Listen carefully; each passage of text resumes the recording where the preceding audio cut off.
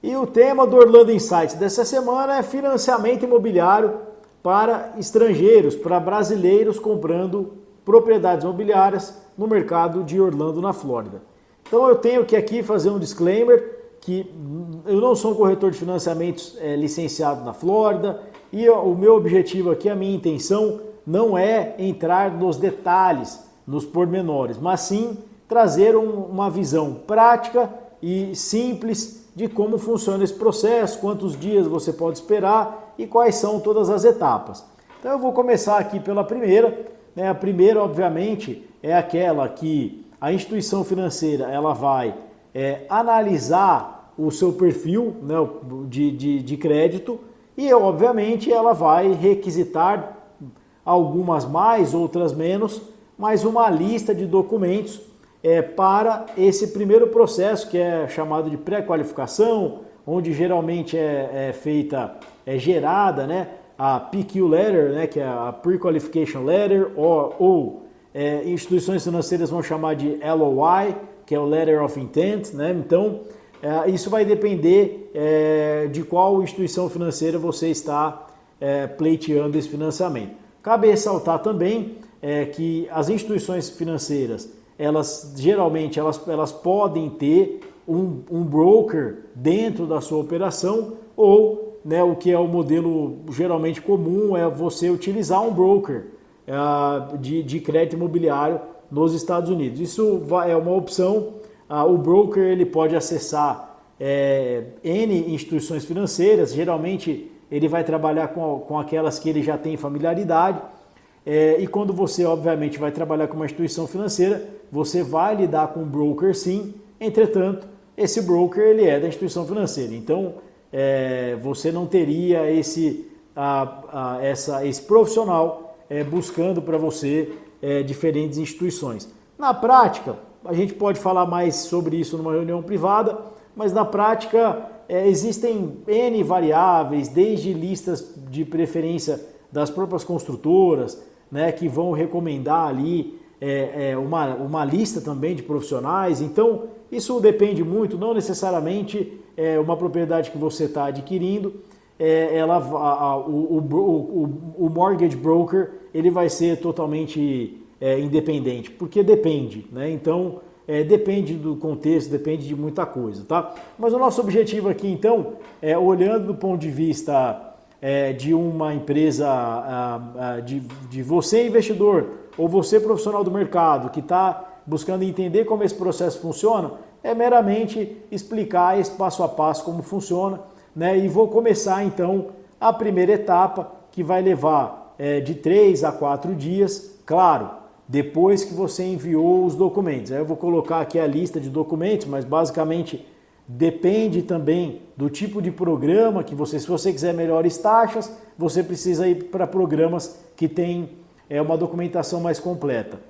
Se você está aberto a qualquer tipo de taxa ou condição, as exigências são mínimas, mas obviamente as condições do financiamento não serão iguais, né? Então isso é um processo de escolha do tomador do financiamento, né? Então a primeira etapa é o envio da documentação. Então geralmente vai ter uma ficha cadastral, existe um formulário sim, obrigatório, né? Que tem que ser preenchido, mas a documentação pode variar desde imposto de renda, extratos bancários, extratos de contas de investimento, documentos pessoais, e algumas instituições vão pedir também carta de referência, currículo. Isso vai depender de programa para programa, de instituição para instituição, tá? Então, essa é a primeira etapa, que envolve o lado do tomador. Então, aí o banco vai analisar e vai emitir a famosa PQ Letter, a Pre-Qualification Letter, ou o Letter of Intent. Então, é importante dizer também que nesse momento, muito provavelmente você tem um imóvel alvo já, você já escolheu o imóvel, já tem um valor, né, para financiamento. Então, você pode pré-qualificar? Pode, eu quero tentar pré-qualificar para $500 mil. Ok, é possível. Agora, geralmente nessa etapa, você vai ter já um imóvel que você tenha já escolhido ou esteja já no seu radar, né, para essa aquisição. Então a primeira etapa, do lado do comprador somente, com a instituição financeira, né, onde isso vai ser analisado, qual é, né, então ali baseado nos questionários, qual é o teu patrimônio, o que você tem de ativo passivo ali basicamente, para que o banco emita essa carta de pré-qualificação. Então essa é a primeira etapa. E agora vamos para a segunda. Então, passada essa primeira etapa, bom, você está com a PQ Letter, está com a LOI, com essa carta na mão, ótimo. Aí, qual é a segunda etapa, então? A segunda etapa, ela já passa para o lado do builder, para a construtora, para quem vai vender esse imóvel para você, né? Então, a preparação de documentação, o appraisal. O appraisal é a avaliação dessa propriedade. Então, a instituição financeira, e aqui eu estou trazendo informações de uma compra com construtora, mas o processo ele vai ser equivalente também se você estiver comprando um imóvel de revenda, por exemplo, né? Só muda-se somente ali o ponto de contato. Então, no caso, o banco ele vai direto ali no builder, né, na equipe da construtora, e começa a fazer ali a troca de documentos, que eu não vou entrar muito no detalhe aqui, mas solicita documentos e solicita o appraisal. O appraisal é feito por um profissional independente que vai lá avaliar, um avaliador vai lá e avalia o comparativo, né, baseado ali no estudo, tem todo um reporte ali detalhado com comparativos para saber o valor efetivo desse imóvel. Então o primeiro processo vai levar uns 3 a 4 dias úteis, né? Esse segundo já pode levar de 5 a 6, tem que agendar o appraisal, então é um processo que pode levar geralmente 5 a 6 dias úteis, é o que a gente acompanha. Então essa segunda etapa ainda vai ser do banco, né, ou do corretor de financiamentos com a construtora, é uma etapa de documentação. De novo, aqui eu estou fazendo algo que não é técnico, é algo prático para você que quer entender esse passo a passo. E aí, passada essa etapa, nós vamos para a etapa 3.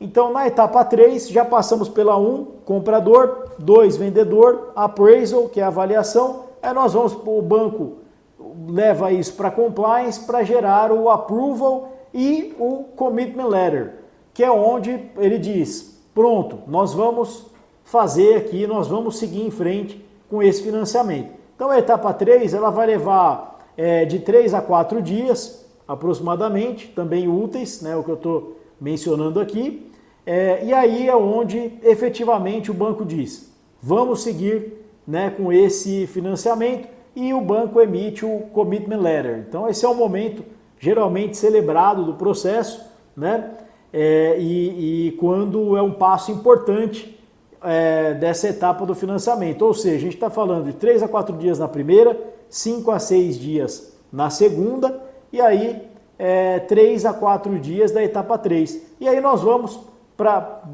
basicamente para a última, né, etapa dessa proposta simples aqui de apresentação de como esse modelo funciona, que é a etapa 4.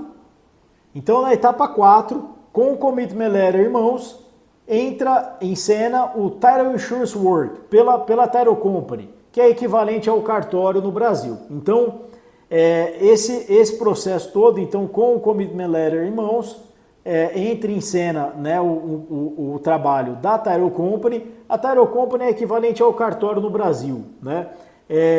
E aí, um parênteses aqui, você vai me dizer, mas a Title Company só entra nessa etapa? Dificilmente, a Title Company ela já está acompanhando isso desde o início, porque ela já participou do processo de custódia dos pagamentos. Então, o processo, a transação imobiliária nos Estados Unidos, desde o início, todos os pagamentos são feitos através de uma Title Company, de uma conta escrow, que é a famosa escrow account. Então, o comprador ele vai depositando nessa escrow, mas é nesse momento, né, uma vez que o seu credor ele diz, eu vou financiar, aí é quando a Title Company efetivamente começa a trabalhar, a fazer o balanceamento dos documentos de fechamento, né? Então aí é quando efetivamente os documentos vão ser finalizados, então isso também vai levar ali o seu tempo, considere aí mais 3, 4 dias, talvez até mais, e essa documentação efetivamente vai estar pronta para o dia famoso do closing, né? Então o closing day, que é quando efetivamente essa escritura, esse título de propriedade, esse title, esse deed, ele vai ser escriturado, né, e registrado no nome do comprador, né? Então, todos os pagamentos então estão em garantia, os pagamentos do comprador foram para a conta de garantia, os pagamentos, o pagamento do banco, que é a parcela do financiamento, também vai para essa mesma conta de garantia. Tudo isso vai estar num documento chamado HUD, que tem do seu lado esquerdo a coluna de créditos e débitos do comprador, do lado direito créditos e débitos do vendedor, e aí, feito isso, a Title Company ela vai efetivamente averbar, vai dizer, olha, aqui processo confirmado, tudo certo, sem embaraço, né? Ainda assim tem um seguro ainda, o Title Insurance, né, que é para uma eventual situação, que a gente pode falar mais sobre isso num outro vídeo, e aí sim se dá esse processo. Então todas as partes vão receber e aí esse processo então finalizou, que no caso, né, então o banco faz o funding, né, ele paga nessa conta escrow e aí fica para você que está fazendo o financiamento ou você que está orientando o seu cliente a fazer esse processo ao pagamento das parcelas normalmente. Então, espero ter sido claro, espero ter colaborado bastante nesse processo, tentei resumir o máximo possível aqui nesses minutos. Foi um prazer estar com vocês de novo. Sigam nossos canais, curtam esse vídeo e sempre uma satisfação. Toda semana, vídeos atualizados com temas diferentes. Um forte abraço.